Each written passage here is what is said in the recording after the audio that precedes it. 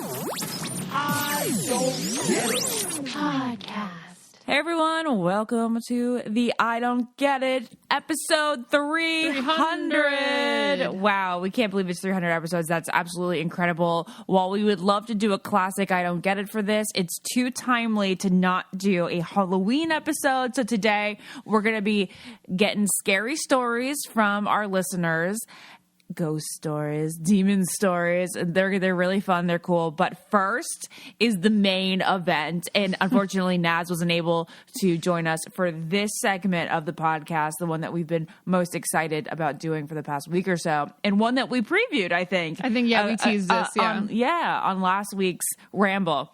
So today we're talking to Courtney, who, Lauren, you talk about the manor before we have Courtney come on and talk about her expertise on it. I was on TikTok, obviously, and one of the things that comes up since I have like a whole bunch of like Halloween stuff on my feed, one of the things that came up was McKamey Manor, which isn't really a haunted attraction. It is a torture house that is like under the...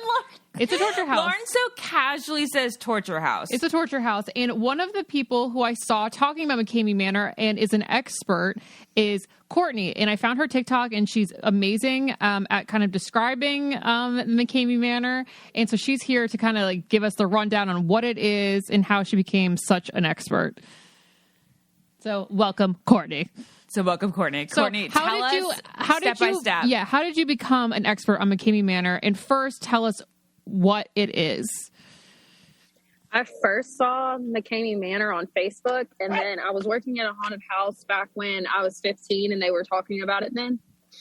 So a couple of years ago, whenever I was pregnant and didn't have nothing else to do, I started Googling and searching more and more into it and kind of fell into a rabbit hole on what McKamey Manor was. Some people called it a haunted house, which it actually originated as a haunted house. I don't know how it turned into an extreme haunt with it being a torture house, but it did. If you look on YouTube, you can see videos where Russ McKamey's kids are talking about how their dad loves causing pain to people. It's actually kind of like disturbing. So what's the owner's name again? Russ McKamey. Russ McKamey. So he's the owner, and he is the one who likes inflicting pain upon people. Is he like Christian Grey? Not in a sexy way. Not in a sexy way. Not at all. So wait. He was like, I don't want to do a haunted house. Yeah, no haunted house. Torture factory, I guess, in a sense. He just enjoys causing pain to people, and people were asking, what kind of workers work for Russ McKamey? Who does he hire? He hires convicted felons. He hires rapists. What the fuck is this? Yes. Wait, yes. I still got to go back. I'm so sorry. This is a place that you go to, buy tickets for, wait in line for, at all times of the year, or just Halloween? It's all times of the year, and you have to pass now because there's been lawsuits against him. You have to pass a mental and physical evaluation by your doctor, like a written note that says that you're able to withstand all of the things that you can go through there. Huh. Okay. So before you go into this torture house, I know there's a very lengthy document that you signed, so there's no like liability upon Mr. McKamey. What are these things in this contract? It's a 40-page waiver stating they can cause you to have a heart attack, brain aneurysm, traumatic brain injury, can cause death. They can suffocate you. They can rip your nails out of your nail bed, waterboard you. They can hang you upside down. They don't want you to bring your phones or anything in. If you fight back, you're punished for it. So no one's really seen inside of this unless you've gone through it or worked there. And in that waiver, it's also stated that you're not supposed to disclose any of the information. So my two friends that went through it, they weren't supposed to disclose anything. Oh. And I don't know exactly what happens if you disclose it, because I know before you even sign this waiver, it's already started. You don't even get to read the waiver. You're pretty much signing. You don't have no clue what you're signing. But there are some videos floating around YouTube, aren't there? Mm-hmm. There is. There was one that they're like in a creek area. So how do those people not get in trouble? I don't know. It's something in the waiver. Yeah, yeah. So I've seen one person that's made it through all the way. Do you know of anyone else that's made it through all the way? I know the person that made it through never got the money. Okay, so you win. So the 20,000 is a scam. It's not real. You win $20,000, but you don't actually win $20,000. No. He makes it where it's impossible. But what do you mean get through it? Like, get through what? There's like different levels. There's different levels. One of my friends that went through that I play softball with, he said there was like 3 different levels of things. So there's like 3 different days, and there was 2 different locations. And on that final day, they shaved his head or whatever off, and they made him eat his hair.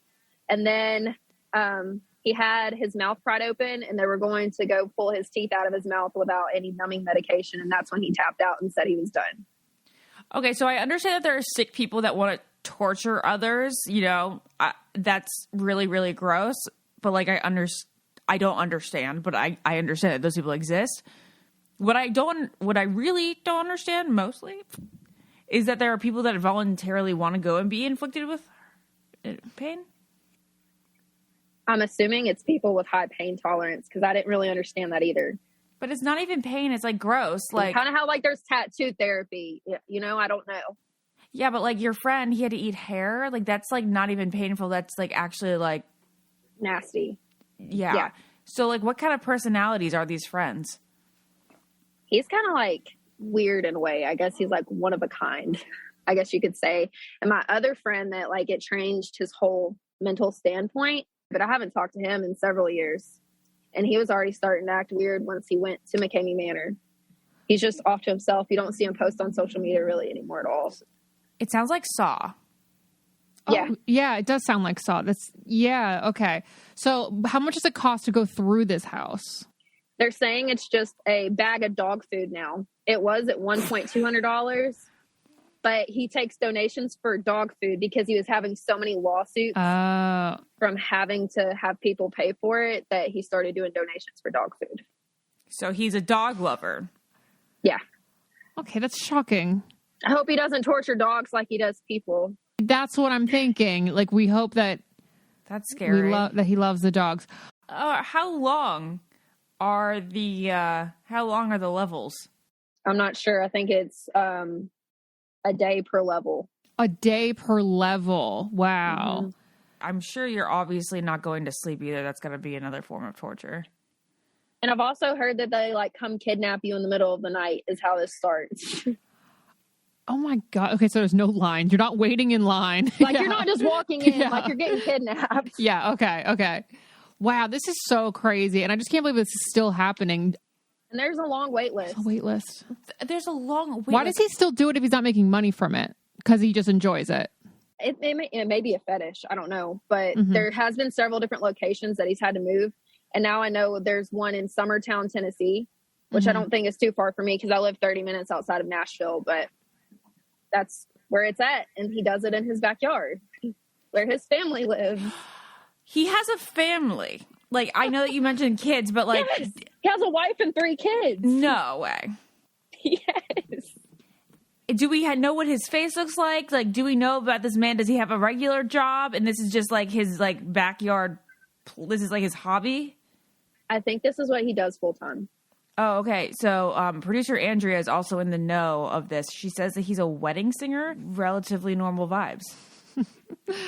Yeah, so was John Wayne Gacy, you know, when he was like being a clown and doing child birthday parties. Who knew what he did on the side? This is like the weirdest thing ever. So his kids, you say, are out there talking about their dad's weirdness?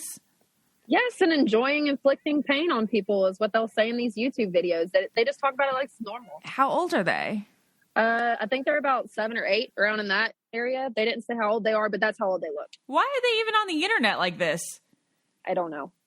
I think it's kind of like an interview thing. Maybe he's trying to clear the air. So yeah, like my kids are fine. Everybody didn't think that his kids thought they were monsters. Maybe. So it's not an actual manor. Like it's not in a house. It's like in like some weird makeshift tent in the backyard. You can look up on Google and see the backyard. So it says when you Google it that McKamey Manor is an American haunted house attraction in which survival horror-style events are enacted. That would be correct. It's considered a pioneer of extreme haunted attractions, and it was founded in San Diego by Russ McKamey and originally located on his property. That's what I was thinking. It was originally in San Diego. That's when I first heard about it. Okay, but now it says that the address is Summertown, Tennessee. But now it's right by you. Mm-hmm. And it did originally, it was a legit haunted house, like any other haunted house. You know how they have like the corn mazes and all this stuff, like a legit haunted house. I don't know what happened to change it. Probably like one thing led to another. It's like, oh, but now we can touch you. And be like, oh my God, it's amazing. And it's like, now we can hurt you. Oh my God, amazing. And now we can torture you. Like, it just, like how fetishes evolve. Yeah. But it's so crazy that like this is legal in my head. It's because they signed a waiver. Yeah. But like, Right. I guess. But I still don't feel like it's right. I guess anything. I mean, there's so many sex clubs. You know, sex clubs are legal because you're like, okay, well, you can do this to me.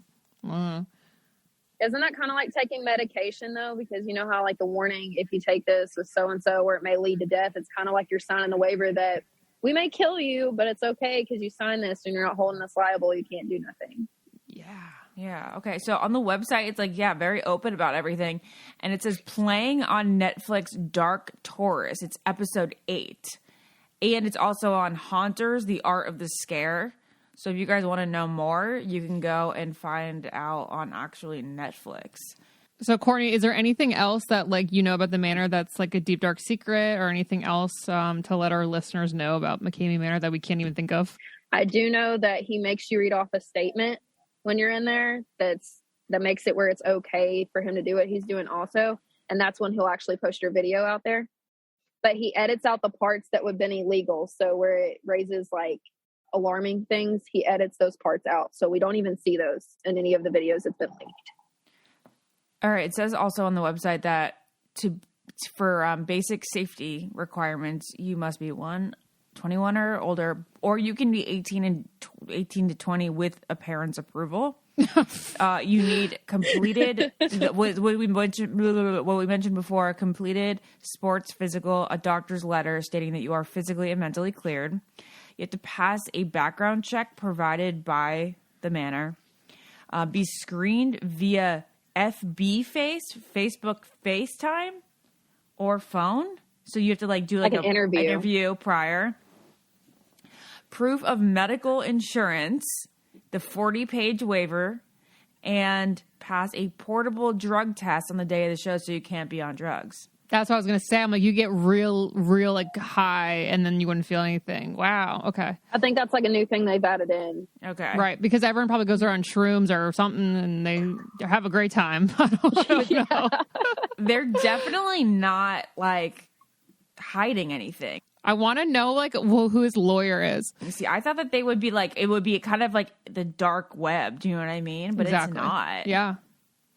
They have YouTube videos of their own up here. Right. That's what you just said, but they cut out all the crazy shit. Yeah. But knowing all this stuff, I don't know why people keep funding it. Like, why are people still going? Why not give them a reason to just like retire or just cut it out completely?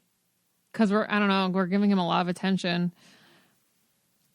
Crazy stuff. Well, Courtney, thank you so much for your insight. Thank you for having me. Thank you for coming on. This is so awesome and so weird.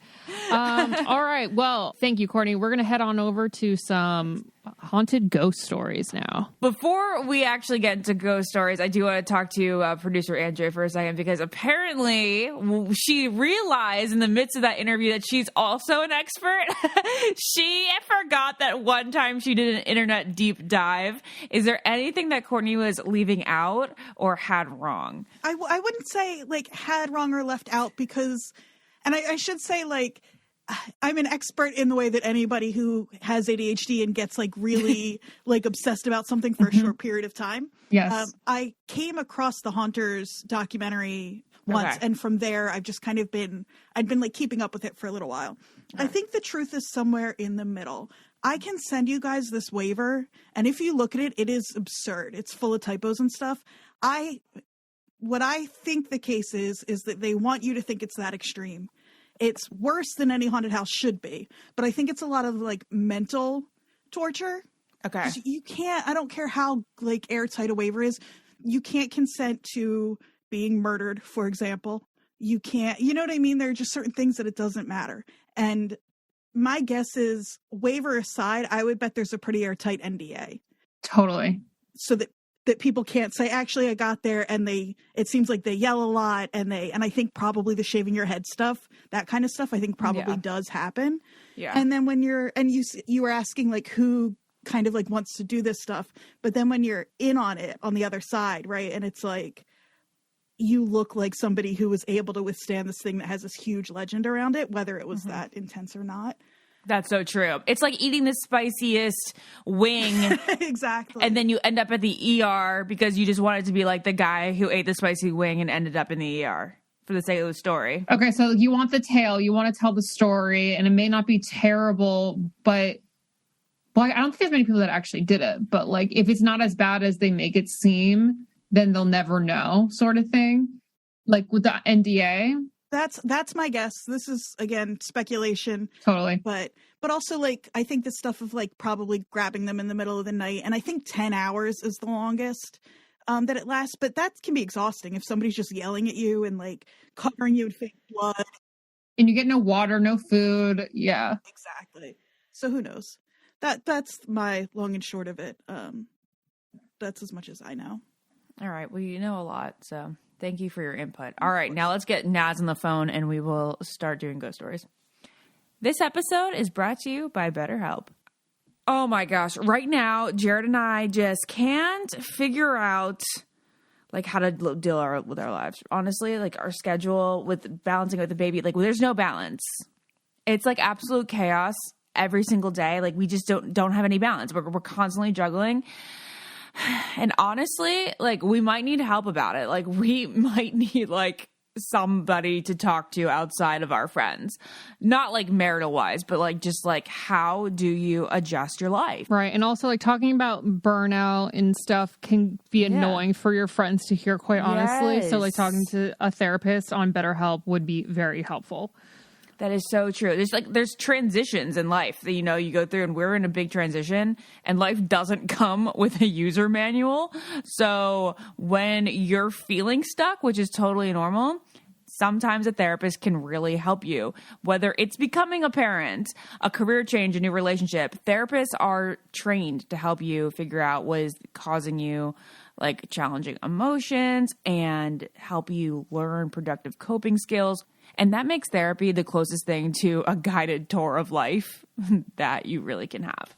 I've said this every time. I use BetterHelp. I use it weekly, and I just love how easy it is to schedule an appointment with your therapist at all hours of the day. You kind of feel like someone's there on call for you, and it kind of just calms any anxiety down knowing that someone's there kind of waiting for you. You can write in your journal. You can do a FaceTime call, a video call. You can do a phone call. You can text, message. Yeah. So it's all very nice. I love that. And as the world's largest therapy service, BetterHelp has matched 3 million people with professionally licensed and vetted therapists, available with 100% online. Plus, it's super affordable. That's also the number one reason why I love it. So just fill out a brief questionnaire to match with a therapist. If things aren't clicking, you can easily switch to a new therapist anytime, and it could not be simpler.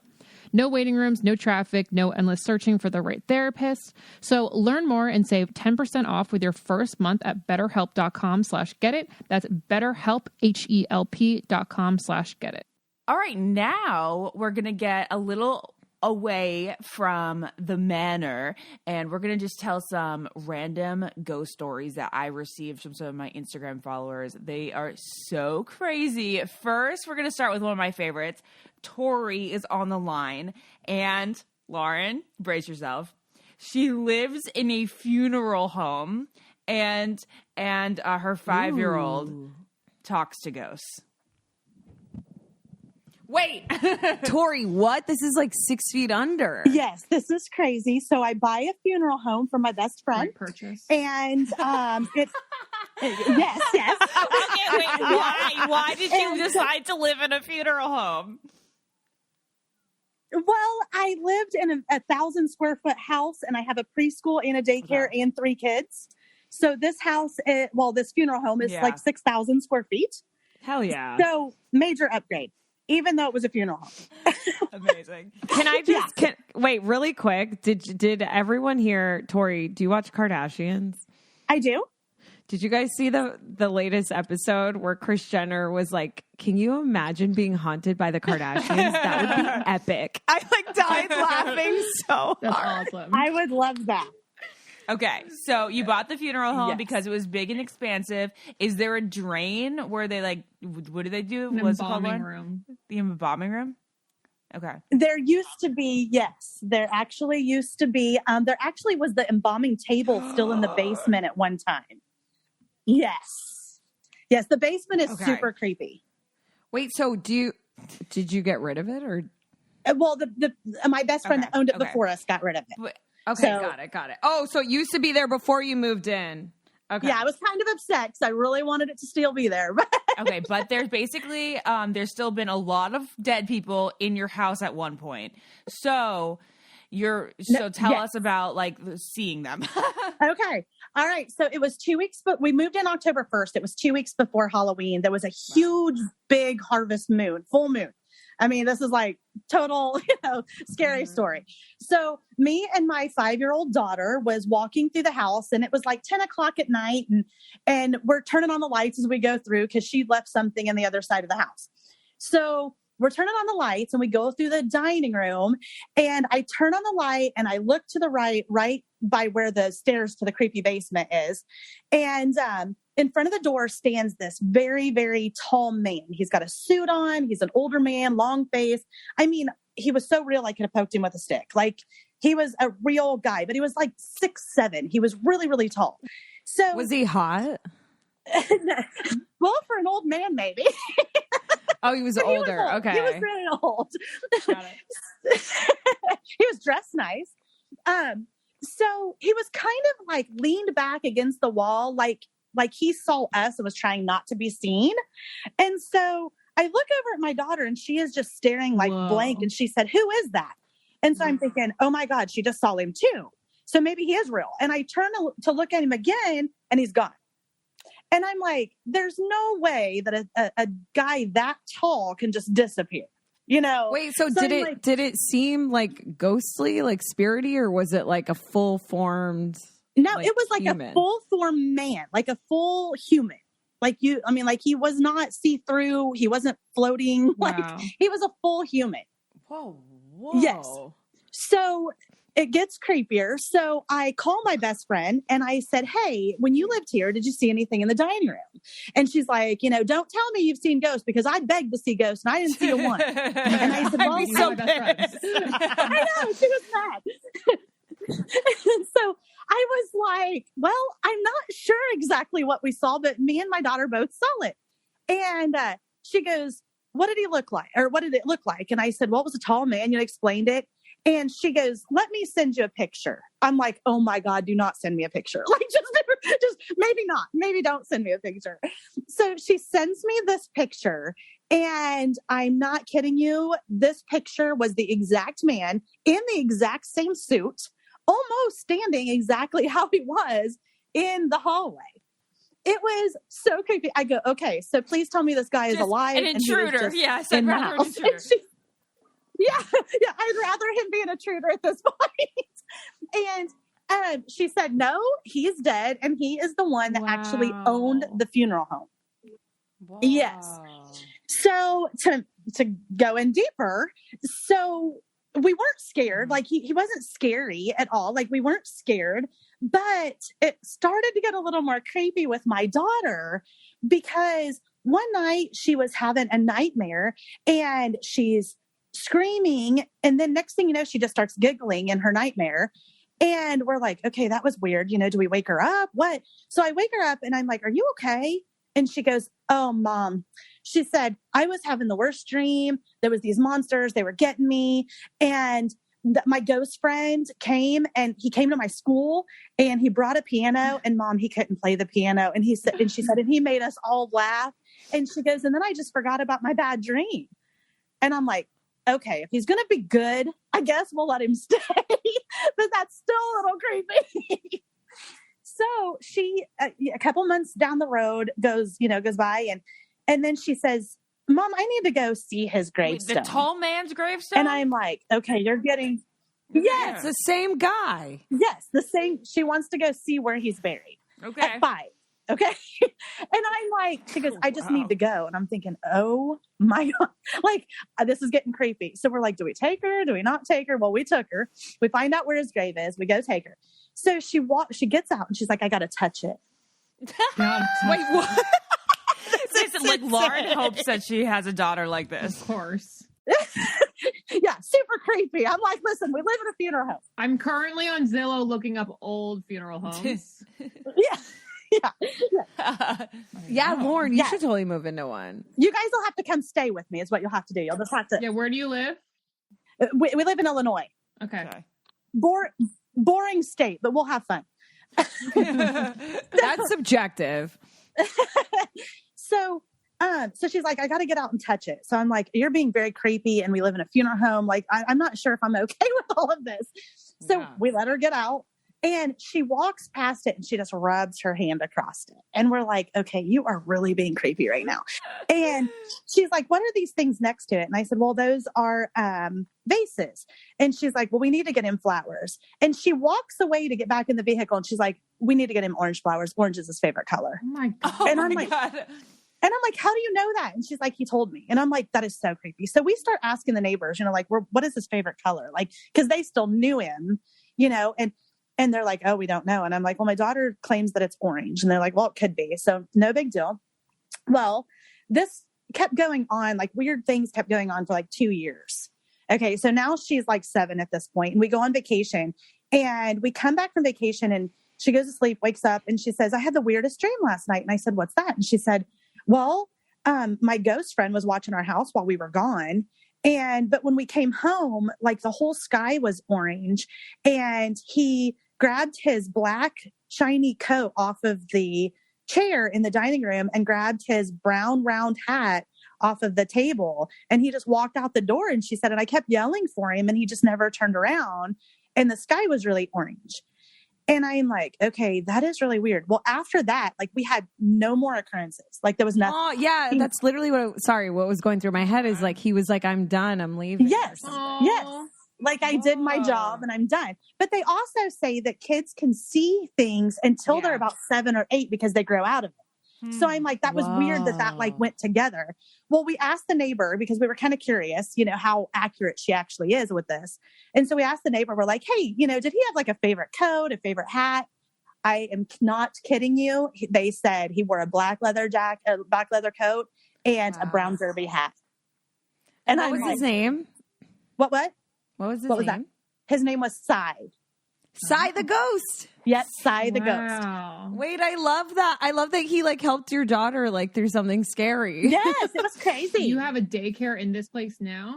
Yeah. I have a preschool and daycare. Yes. So wait, this is fascinating. So maybe these smaller kids can maybe see him because he left your daughter's presence. Yes, I keep looking. I keep like seeing if they haven't, but they haven't. Like he's just gone. Damn. Wait, Tori, this is a great concept for like an animated cartoon. It does. It's like he came to peace and like they like work together. It's like baby geniuses, but they are just babies that talk to ghosts. Did you end up getting him flowers for his gravestone? No, actually we didn't. Yeah, I was gonna say if you did that and then he left, that would have made sense, Oh, I wish you would have gotten the man orange flowers. Maybe I need to do it now. Maybe he'll come back. The grave's still there, Ashley. It's not like it moved. Yeah, I know. That's right. Go give him orange flowers for Halloween. That would be so sweet. Yes, that's what we'll do. Yeah, it's marigold season. Get him a marigold on us. Yes. We'll pay for it. Yeah. Yes, that's what I'll do. I'll get him flowers and see if he comes back. Please. Sounds good. Yes.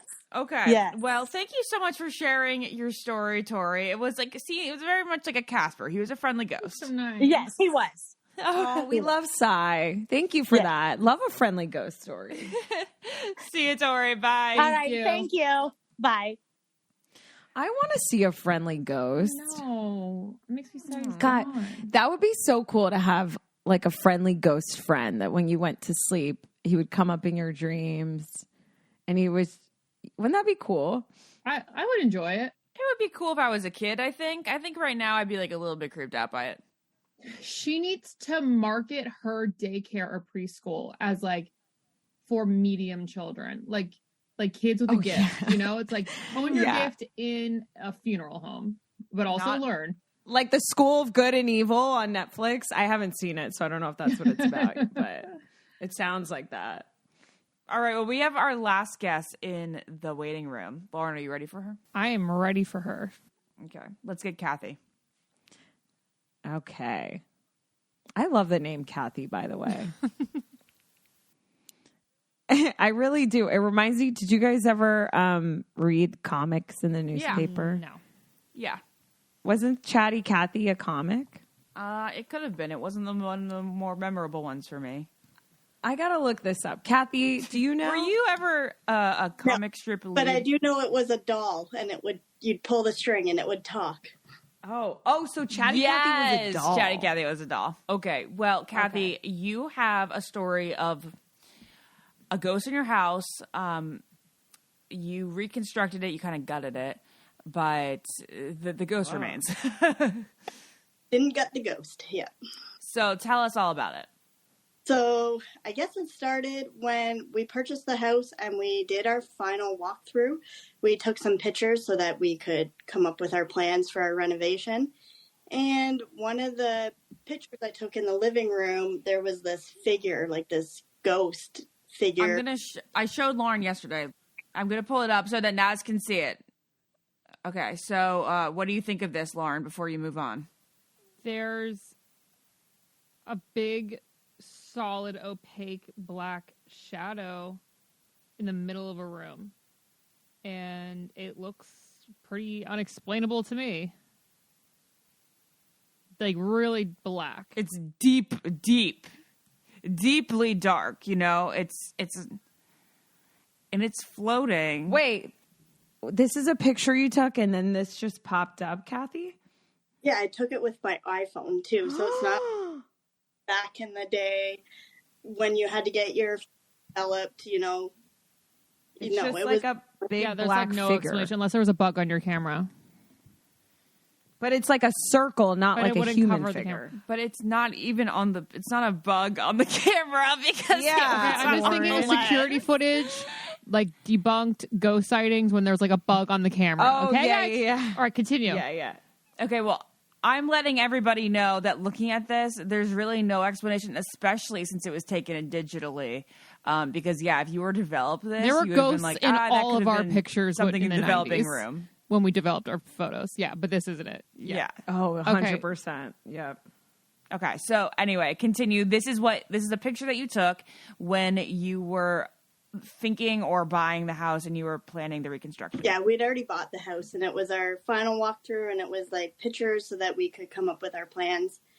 That was freaky. Should have kind of got idea then what we were getting into.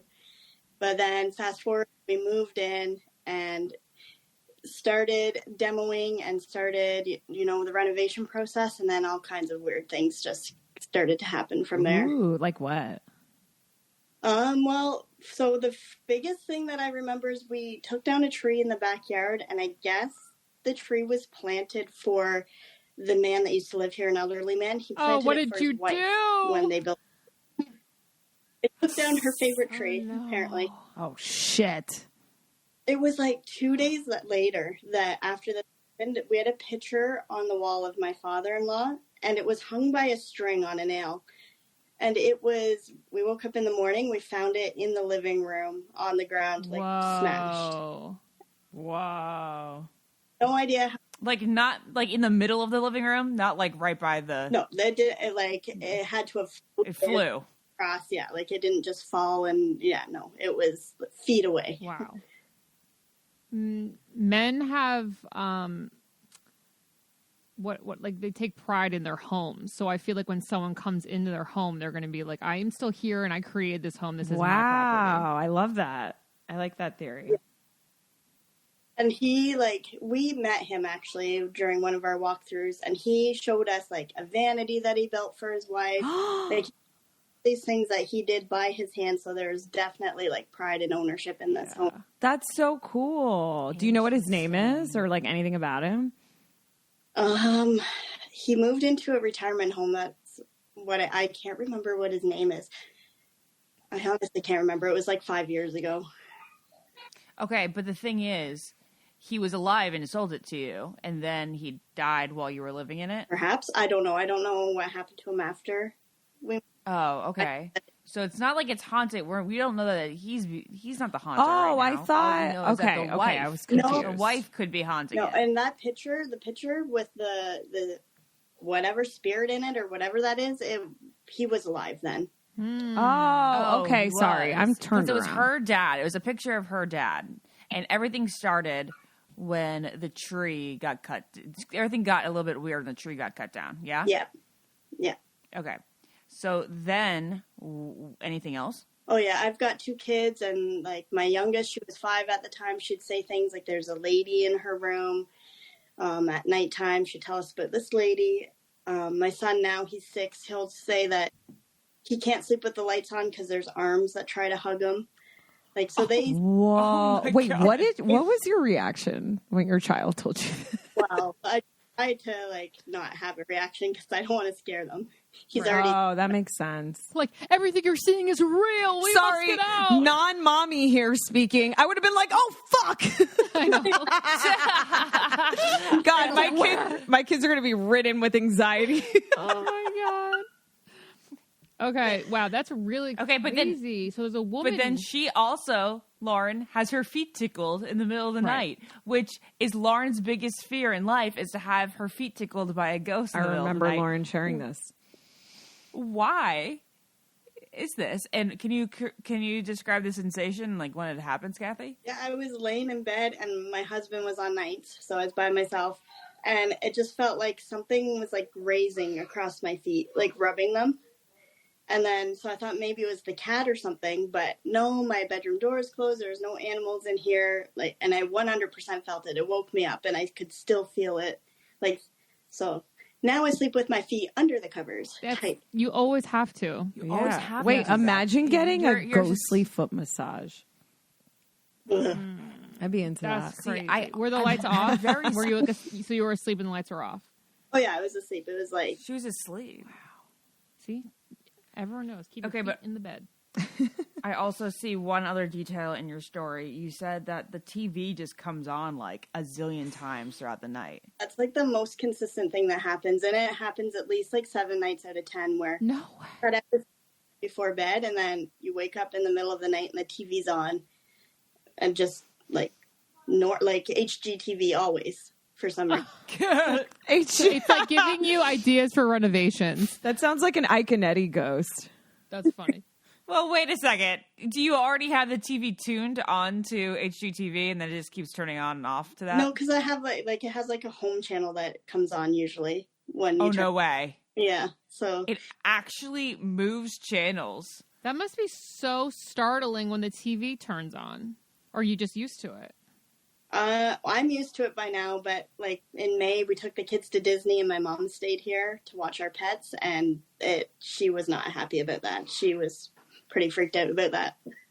That is really creepy. Wow, like when a TV turns on and there's static, that's even scarier because it's just jarring, but that is so creepy. So yeah, Lauren, you want to explain how ghosts come through electronic things? Well, sometimes they just genuinely want the TV on, but usually they use the electromagnetic spectrum. No, they use electronics because it's how they communicate with us. It's like they use all their energy, the electronics energy. They suck it from there so they can like manifest or say something. Or it makes sense because we're all just frequency and we're all just frequency and energy. So they're just using like an electronic to get some extra energy to manifest. I love it. So that's really cool. It really is. Yeah. It's crazy. I don't know. I mean, it seems pretty undeniable. Did you say that you've moved many times and you just don't want to do it again? Yeah, we've moved. This was our 4th house that we've owned, and like our kids are older now. They're stable. We do not want to like move them again. So that's what's keeping us in the house. And my husband's always he's always got a reason. He's the rational person that's always got a reason, but. To me, no. Classic paranormal horror movie where the wife senses it, the kid senses it, and the man is like, "We're not leaving. This is you being neurotic. Yeah. I'm not fucking leaving." Yeah. Wait. But do you want to leave? I haven't yet. Like, I've never not felt safe, as weird as, like, I've always felt safe. I don't know if I'm just used to it. Like, I've experienced things as a kid in my childhood home, too. So, I don't know. Maybe I'm, like, immune to it. I don't know. But I feel safe right now. So I love that. Yeah, it doesn't sound too dangerous or anything. Yeah. Very good. No haunting going on. Ghosts like being around you, though. I guess so. She's susceptible. All right. Thank you so much. Any other spookiness that happens in your house? Well, like the typical, sometimes you'll hear footsteps or like weird noises that you can't really explain. We've had the doors open before on their own. Whoa, what? Bye. Just casually. We got to get Zach Bagans in your house. I know. I've thought about having somebody come in and do like a smudging or something, but I haven't had that done yet. God, thank God that my place isn't haunted because I live alone and like I don't know. It's just that would be a lot. Yeah. Thank God you have like your family. I'd be like, I'm freaked out sometimes. I'm like under my blanket's not going to move because I've talked myself into being so freaked out. But then there's other times where I feel fine and like everything's normal. Yeah, it's all how you perceive it because you could be like, I'm safe, I'm protected by spirits, you know. Yeah, true. That's true. Yeah. Yeah. All right. Well, I also feel like this is a whole other conversation we could dive into, but ghosts never really kill anyone. No. No, but they demons, haunt whole other people. thing. Yeah, right? but they don't like hurt you.